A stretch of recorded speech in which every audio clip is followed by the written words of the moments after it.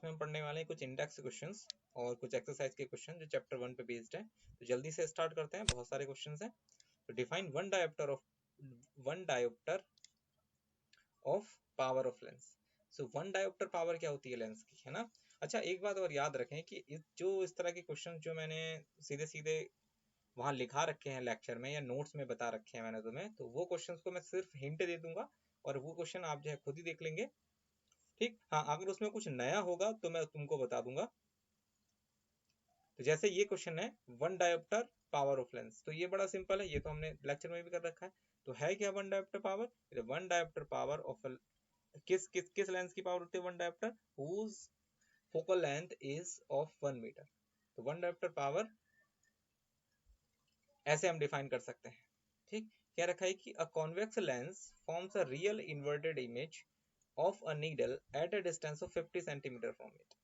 तो convex lens है इससे 50 सेंटीमीटर पर, ठीक। और तुम्हें इसकी प्रॉपर्टी दे रखी है, ये कैसी बना रहा है? रियल इन्वर्टेड बना रहा है ना। तुम्हें नाम नहीं दिया है कौन सा लेंस है, ठीक। तो रियल इन्वर्टेड कौन बनाता है तुमको पता होना चाहिए। This is convex lens. वो हमेशा कैसे बनाएगा? रियल बनाएगा, इन्वर्टेड बनाएगा। ये कॉन्वेक्स लेंस है, ठीक। तो अगर आपको याद हो गया, सारे टर्मिनोलॉजी याद होगी, तो जब भी हम ऑब्जेक्ट डिस्टेंस की बात करते हैं, object distance from the lens, या फिर अगर मिरर पढ़ रहे हो तो मिरर, तो this is represented by you. तो हमें यू कितना दे रखा है? 50 सेंटीमीटर हमको यहाँ पे दे रखा है। तो दिस इज 50 सेंटीमीटर। और यू हमेशा किधर की साइड को होता है? लेफ्ट साइड को होता है मिरर। सॉरी, यू ये इस केस में कहाँ रखा होगा? इस लेंस के केस में जो रखा होगा वो लेफ्ट साइड को रखा होगा। लेफ्ट साइड को रखा होगा तो we have taken minus sign here, ठीक है। Where is the needle placed? अच्छा, ये इमेज बना रहा है, आई एम सॉरी, हाँ ये इमेज बना रहा है, तो ये v है। v is this much. और ये क्या रखा है कि नीडल को कहाँ रखा जाए? तो हाउ मच इज u, ठीक। u कितना होना चाहिए? तो ये कंडीशन क्या बता रहा है? Image is equal to the size of object, also find the power of the lens. तो किस डिस्टेंस पे रखा जाए? तो सबसे पहले हमें क्या निकालना पड़ेगा? फोकल लेंथ निकालनी पड़ेगी यहाँ से। अच्छा, हमें फोकल लेंथ भी पता होनी चाहिए कितनी होगी, ठीक है। फोकल लेंथ, अब देखो फोकल लेंथ निकालने के लिए बड़ा इजी सा एक मेथड है, वो हम बड़े आराम से कर सकते हैं। ये कह रहा है कॉन्वेक्स लेंस है if the image is equal to the size of object. तो ऐसा कब होता है? ऐसा तब होता है जब कहाँ पे रखा हो? सेंटर ऑफ कर्वेचर पर रखा हो। जब ऑब्जेक्ट कहाँ रखा होगा? सेंटर ऑफ कर्वेचर पे रखा होगा। दैट इज ऑब्जेक्ट के लिए u किसके बराबर होना चाहिए? u बराबर होना चाहिए r के बराबर।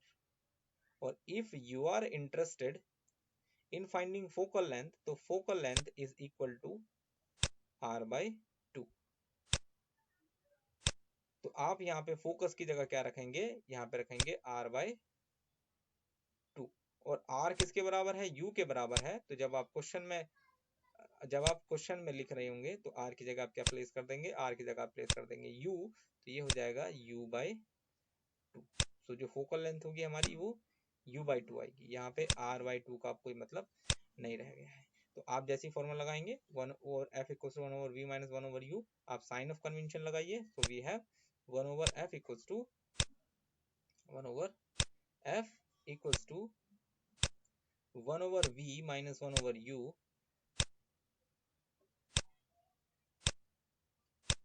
आप ऐसे इसमें फॉर्मूला सब्स्टिट्यूट कीजिए। फॉर्मूला सब्स्टिट्यूट करने के बाद अब देखो 1 ओवर f की वैल्यू कितनी है? u बाई 2, क्योंकि f नीचे है तो ऊपर हो जाएगा 2 अपॉन u, ठीक। उस 2 अपॉन u में से आप इधर लेके जाइए तो ये हो जाएगा 2 upon u minus 1 upon u। अच्छा, मैं बता देता हूँ, तो ये हो जाएगा 2 अपॉन u। f की वैल्यू रख के आप सॉल्व करोगे तो हो जाएगा 2 अपॉन u, ठीक, minus 1 upon u minus 1 upon, और माइनस नहीं प्लस आएगा, जब ये इक्वल के इधर आएगा तो प्लस हो जाएगा। तो this is 1 over v। Images सारी कहाँ बन रही थी हमारी? जो इमेजेस बन रही थी वो राइट साइड को बन रही थी सारी, तो ये प्लस हो जाएगा। So therefore this is 50 here. ये सब सेंटीमीटर में। ठीक, तो आप देखोगे तो हो जाएगा 2 और 1 3u, 3 by u equals to 50, equals to 51/50। तो आप u की वैल्यू निकालना चाहेंगे तो ये हो जाएगा u इक्वल्स टू 150। ठीक, तो वो कहाँ होगा, वो 150 पे होगा, तब जाके वो 50 सेंटीमीटर पे इमेज बनेगी। ठीक है, तो ये था हमारे पास। तो find the power of concave lens of focal length 2 metre. जो फोकल लेंथ 2 मीटर है उसकी हमें पावर निकालनी है। 2 मीटर दे रखा है, पावर का हमारा फॉर्मूला होता है P equals to 1/f, P equals to 1/f आप लगा दीजिए, तो 1/f जैसी करेंगे आपको मिल जाएगा आंसर। नेक्स्ट कह रहा है, a ray of light travelling in air enters obliquely into water, what does light ray bends towards the normal और away from the normal and why. तो ये कह रखा है कि light is travelling from air, air से आ रही है वाटर में, तो वाटर में आती है तो ये ऑब्लिकली क्या होती है, हिट करती है। ठीक, तो क्या होगा, ये बेंट हो जाएगी या अवे फ्रॉम द नॉर्मल हो जाएगी। तो हमें पता है जब भी जो लाइट रे होगी रेयर मीडियम से डेंसर मीडियम में आएगी तो हमेशा क्या होता है, बेंड्स टुवर्ड्स द नॉर्मल होता है। नेक्स्ट क्वेश्चन है, light enters from air to glass. ये इस बार क्या हो रही है, एयर से ग्लास में आ रही है। जब एयर से ग्लास में आएगी और ग्लास का रिफ्रैक्टिव इंडेक्स दे रखा है हमको 1.50, what is the speed of light in glass. तो speed of light in glass निकालिए, speed of light in vacuum is this. तो हमारे पास रिफ्रैक्टिव इंडेक्स का फॉर्मूला क्या होता है, of refractive index of glass with respect to air. तो विद रिस्पेक्ट टू एयर किसका चाहिए हमें, ग्लास का, तो हम लिखेंगे ऐसे, is equals to speed of light in vacuum divided by speed of light in medium. तो ऐसा अगर होगा तो हमें पता लग जाएगा, यहाँ से इसको मल्टीप्लाई करा दोगे, यहाँ, अच्छा इसको यहाँ ले आओ और इसको यहाँ ले आओ, तो स्पीड ऑफ लाइट होती है 3 इंटू 10⁸, 3 इंटू 10⁸ मीटर पर सेकेंड, और यहाँ से जब आप n लिखोगे तो यह आ जाएगा आपका 1.50। 1.50 का अगर मैं 15 बनाना चाहूँ तो कैसे बन जाएगा, 2 जीरो से यहाँ से हट जाएगा, तो ये हो जाएगा, यहाँ पे हो जाएगा 30, 30 से आप 100 को डिवाइड करेंगे, फिर से 2 जीरो लगा देंगे, तो टोटल कितने जीरो गए, 3, 2 और 2 4 जीरो गए, तो आप फिर से लगा देंगे, तो 33 पॉइंट 3 पार्ट में डिवाइड करना है, हाँ, तो 33 के आसपास कुछ आना चाहिए। 3.3 इंटू 10⁻, 4 गए 5, 10⁵ या ऐसी कुछ आएगा।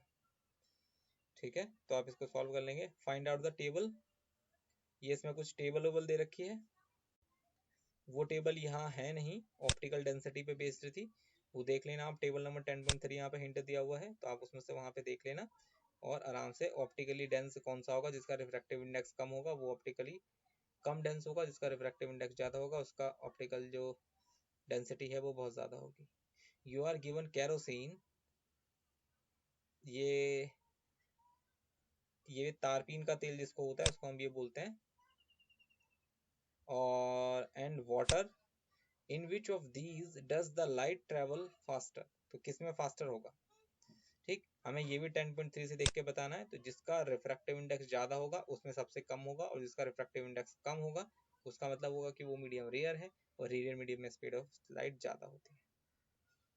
ठीक, ये कह रहा है refractive index of diamond is 2.42, what does it mean, ये तो हमने कर लिया था, तो हमें रिफ्रैक्टिव इंडेक्स दे रखा है 2.42, दिस इज 2.42 रिफ्रैक्टिव इंडेक्स, तो ये किसके बराबर है, तो ये बराबर होगा c divided by the speed of light in diamond, तो ये जाएगा, तो speed of light in diamond को आप यहाँ भेज दें, तो ये यहाँ से, इसको मान लो कि ये यहाँ पे है नहीं और ये यहाँ पे पहुंच गया, तो इससे मुझे क्या पता लगेगा, इससे मुझे पता लगा कि स्पीड ऑफ लाइट, या ऐसे मान सकते हो कि this is speed of light in medium is c by 2.42 times, तो इससे ये पता लगा 2.42 टाइम्स, तो इससे ये पता लगा कि जो speed of light in medium है वो कितनी है, वो speed of light in vacuum के 2.42 टाइम्स है, इससे हमें ये पता लगता है।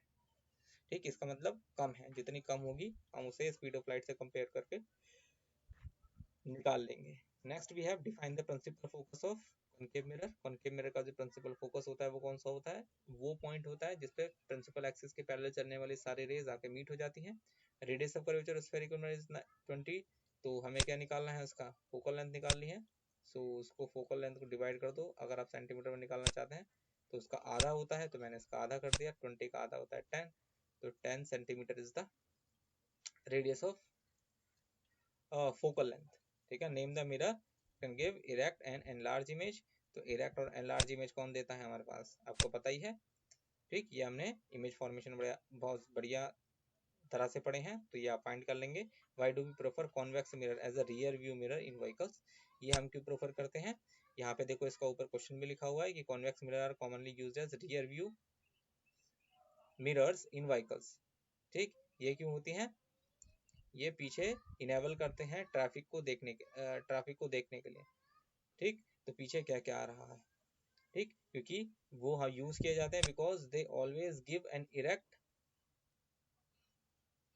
And diminished image. वो क्या क्या करते हैं? छोटी से छोटी और एक बड़ी से बड़ी, छोटी से छोटी और सीधी इमेज बना के देते हैं, जिससे ड्राइवर को क्या होती है, और जिससे जो ड्राइवर है वो पीछे का वाइडर फील्ड देख सकता है, और जैसे ही वो वाइडर फील्ड देखेगा तो उसे पता लग जाएगा पीछे कौन आ रहा है। तो जैसे ही पता लग जाएगा पीछे कौन आ रहा है, तो हम उसी तरह से आने वाली जो कार है उनको देख सकते हैं और एक्सीडेंट वगैरह से बच सकते हैं। ठीक, next we have an object 5 centimetre in length is held 25 cm away from the converging lens of focal length 10 cm. Draw the ray diagram and find the position, size and the nature of the image form. तो ये क्या रखा है कि an object, अब देखो ये question थोड़ा सा बड़ा है ना, अगर मैं एक क्वेश्चन करूंगा तो टाइम बहुत लग जाएगा वीडियो में, तो मैं तुमको थोड़ा सा हिंट दे देता हूँ। कह रहा है कि N object 5 centimetre in length, तो ऑब्जेक्ट की जो हाइट है वो दे रखी है हमको 5 सेंटीमीटर। ऑब्जेक्ट की हाइट को हम रिप्रेजेंट करते हैं एस से, and this is given 5 centimetre. अच्छा, यहीं पे लिख देता हूँ मैं इसी के ऊपर, this is height of object 5 centimetre. ठीक है, इज हेल्ड, रखा हुआ है, किसकी बात चल रही है? ऑब्जेक्ट की बात चल रही है ना, ऑब्जेक्ट रखा हुआ है, तो ऑब्जेक्ट जहां भी रखा होता है उसको हम बोलते हैं यू, तो यू इज 25। ठीक, away from a converging lens. Converging lens कौन सा होता है? कन्वर्जिंग लेंस होता है हमारा कॉन्वेक्स लेंस। कॉन्वेक्स लेंस को भी हम क्या बोलते हैं? कन्वर्जिंग बोलते हैं। कॉन्वेक्स लेंस को हम बोलते हैं कन्वर्जिंग लेंस। ठीक, और उसकी फोकल लेंथ हमें कितनी दे रखी है? f equals to 10 centimetre, f equals to 10 centimetre. ठीक, तो हमें क्या निकालना है? पोजीशन निकालना है, v निकालना है। तो आपके पास फॉर्मूला है 1 over f equals to 1 over v minus 1 over u। तो आपके पास f है 10 सेंटीमीटर, f प्लस होगा कि माइनस होगा आप बताओ? f होगा प्लस, क्योंकि राइट हैंड साइड को फोकल लेंथ लाई करती है। u हमेशा नेगेटिव ही होता है, तो 25 सेंटीमीटर साइन ऑफ कन्वेंशन से 25 माइनस में हो जाएगा। तो आप फॉर्मूले में जैसी वैल्यू रख के सॉल्व करेंगे आपको v की वैल्यू आ जाएगी। आपको जैसी v की वैल्यू पता लगेगी, यहाँ से आप v की वैल्यू निकाल लेंगे, और v की वैल्यू निकालने के बाद आपको क्या निकालना है? साइज निकालना है, किस साइज की होगी। तो साइज निकालने के लिए हमें चाहिए मैग्निफिकेशन। तो मैग्निफिकेशन का फॉर्मूला होता है m equals to v upon u। तो आपको क्या करना है? उसमें v अपॉन u वाला फॉर्मूला लगा देना है। अब जैसे ही v अपॉन u वाला उसमें फॉर्मूला लगा देंगे with sign of convention, you will get the magnification. तो मैग्निफिकेशन आपको ये बता देगा कि जो इमेज है वो ऑब्जेक्ट से कितनी बड़ी है या कितनी छोटी है। ठीक, और आपसे पूछ रहा है nature of the image formed, तो उसका नेचर कैसा होगा? तो वो आपको पता लग जाएगा h डैश अपॉन h से। अगर h डैश माइनस में आ रहा होगा तो हम बोलेंगे कि इन्वर्टेड इमेज बनी होगी। तो अगर इन्वर्टेड होगी तो रियल भी होगी, तो रियल इन्वर्टेड नेचर हो जाएगा। अगर h डैश पॉजिटिव आ रहा है तो इसका मतलब इमेज सीधी बन रही है, और जब सीधी बन रही होगी तो it is possible that mirror would be erect. Next we have concave lens of focal length 15 cm forms an image at 10 cm। तो 15 सेंटीमीटर का लेंथ का क्या है हमारे पास? फोकल लेंथ का कोई